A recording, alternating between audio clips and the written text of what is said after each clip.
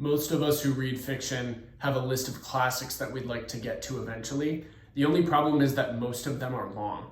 And so the point of me making this video is to give you some recommendations of classics that are short enough that you could feasibly read them in a day, and if not in a day, then in a weekend.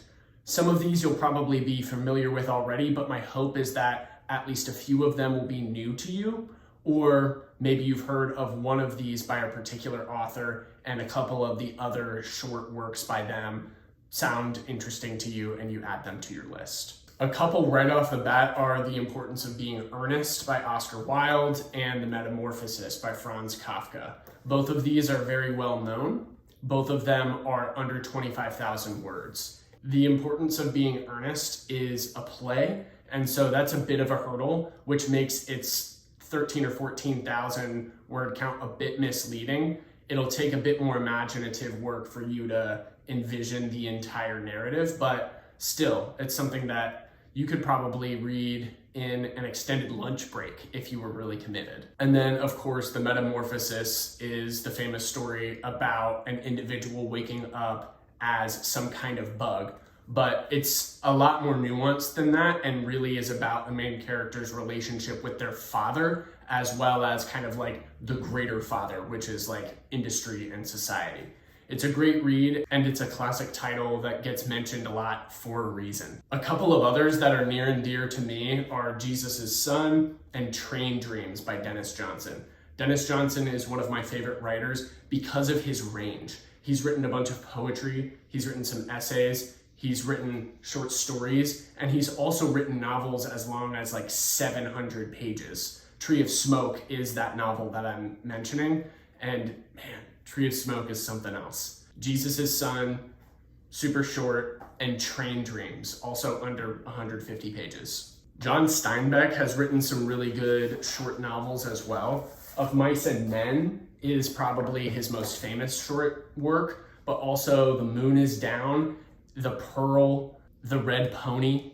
He's got a lot of books that are under 50,000 words, and you may actually be able to find a compendium of them that has a few of them together. I've seen that in bookstores before. Ernest Hemingway also has some really great short fiction. A Moveable Feast is not a traditional novel. It's reflections on his life when he was living in Paris, but I would add that to the list. And then, of course, The Old Man and the Sea, which was a work that a lot of his contemporaries, including William Faulkner, really looked up to and probably on some level were pretty envious of. I would put The Old Man and the Sea, if not at the very top of this list, then within the top 3. A more contemporary novel that I would throw into the mix is The Alchemist. It hasn't been out for nearly as long as most of the others that I'm listing out here, but its impact is undeniable. It may not be quite to the literary level of something that a Faulkner, a Steinbeck, or a Hemingway would put out, but it sold a lot of copies for a reason, so I would check it out. Out of all of George Orwell's books, Animal Farm is one that's short enough to read in a day. There are a couple of others that are close, but Animal Farm is the one that I would add to this list. One short novel that I'm particularly fond of is Fight Club. Even if you've already seen the movie, reading Fight Club will be just as impactful of an experience. The philosophy that's present in the movie also comes through really clearly in the book, and I found reading the book to be a pretty different experience than watching the movie. Even though the plot is pretty similar in both, maybe it had something to do with those actors in Fight Club being so well known and maybe detracting just a bit from the narrative, but I love reading this thing. Camus's The Stranger, Vonnegut's Slaughterhouse Five, and Henry James's The Turn of the Screw definitely should be on this list as well. Farenheit 451, which is still a very eerie read even today.